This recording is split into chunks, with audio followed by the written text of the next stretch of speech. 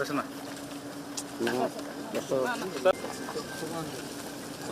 Sir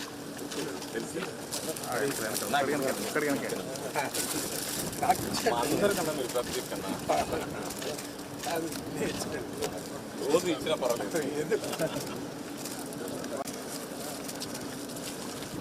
మనమే ఉంది అందరూ దాడి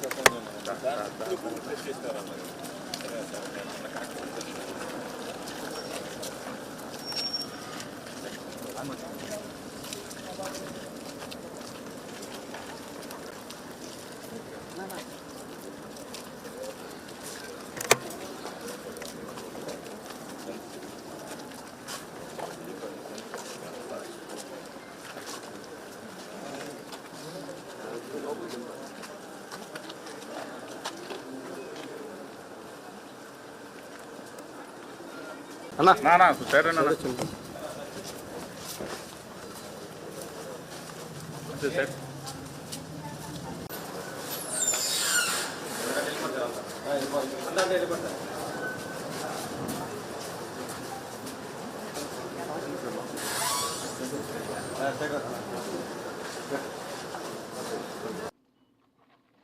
ప్రస్తుతం రాష్ట్రంలో దుర్మార్గమైన పాలన కొనసాగుతూ ఉంది. చంద్రబాబు నాయుడు ఆయన కుమారుడు ఇద్దరు కూడా వైఎస్ఆర్ కాంగ్రెస్ పార్టీ నేతలను కార్యకర్తలను అందరినీ కూడా అనేక రకాల ఈ 2 సంవత్సరాలు ఇబ్బంది పెట్టారు. వాటిలో ఎక్కువగా అన్ని అక్రమం కేసులు పెట్టడం జరిగింది. ఈరోజు మేము ఇక్కడ వచ్చి పిన్నెల్లి రామకృష్ణ రెడ్డి గారిని చూస్తూ ఉన్నామంటే ఇది 2వసారి. అంతకుముందు ఒక మర్డర్ కేసు అన్నారు, అప్పుడు బెయిల్ వచ్చి బయట వచ్చారు. మరి మొన్న జరిగిన దీంట్లో ఇద్దరు కూడా చనిపోయిన అతను చంపిన వాళ్ళు అందరూ కూడా తెలుగుదేశం పార్టీ వారే, వాళ్ళందరూ కూడా ప్రత్యర్థులే రామకృష్ణారెడ్డి గారికి. మరి అలాంటి వారందరూ కూడా చనిపోయిన అతని మీద చంపిన వాళ్ళ మీద కేసు పెట్టి అరెస్ట్ చేయాల్సిన పోనిచ్చి దాంట్లో కూడా రామకృష్ణారెడ్డి గారిని ముద్దాయిగా చేర్చారు, వాళ్ళ తమ్ముడిని ఇద్దరిని కూడా. అంతకుముందు ఇన్సిడెంట్ జరిగిన వెంటనే అప్పుడు శ్రీనివాసరావు అని ఎస్పీ ఉన్నాడు, ఎస్పీ గారే చెప్పారు ఇది తెలుగుదేశం పార్టీ వారే ఒకరినొకరు చేసి వాళ్ళు కాతో గుద్ది చంపేశారు అని చెప్పారు. అప్పుడెప్పుడు కూడా ఈయన ప్రస్తావన కానీ వాళ్ళ తమ్ముడి ప్రస్తావన కానీ రాలేదు. మరి ఈరోజు అక్రమంగా అరెస్ట్ చేసి 96 రోజులు అవుతామని ఛార్జ్షీట్ కూడా వేసేశారు. మరి ఇంకా కూడా బెయిల్ రాకుండా అనేక రకాల ఇబ్బందులు గురి చేస్తూ ఉన్నారు. ప్రభుత్వం తరఫున ఉన్న గవర్నమెంట్ లీడర్లు కానీ గవర్నమెంట్ అడ్వకేట్ జనరల్ కానీ అందరూ కూడా.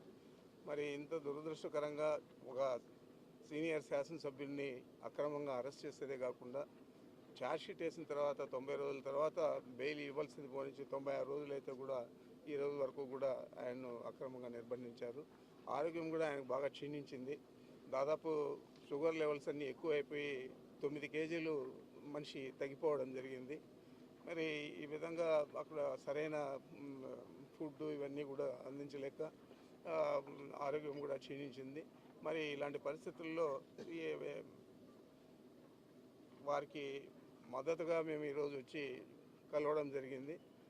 నేను తప్పకుండా ఇది ఒక దుశ్చర్యగా నేను చెప్తా ఉన్నాను. దీనికి తగిన ప్రతిఫలం చంద్రబాబు కానీ వాళ్ళ కుమారుడు కానీ అనుభవించక తప్పదని చెప్పి నేను కరాఖండిగా తెలియజేస్తా ఉన్నాను. Thank you.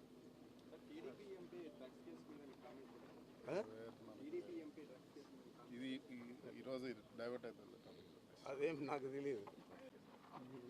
వైఎస్ఆర్ కాంగ్రెస్ పార్టీలో బలమైన నాయకులందరిపైన కేసులు పెట్టి వాళ్ళని జైల్లో పెట్టి ఈరోజు తెలుగుదేశం ప్రభుత్వం ఒక పైశాచిక ఆనందం పొందుతూ ఉన్నారు.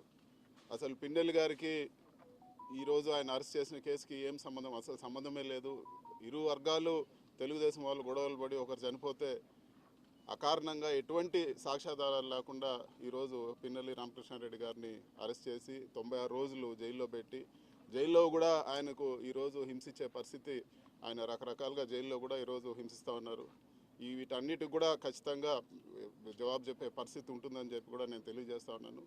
ఇలాంటి దుర్మార్గపు ఒక ప్రెసిడెంట్స్ తీసుకొస్తూ ఉన్నారు.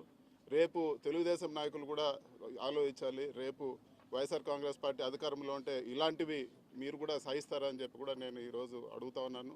అదేవిధంగా అధికారులు కూడా, జైలు అధికారులు కూడా, అధికారం ఎప్పుడూ శాశ్వతం కాదు.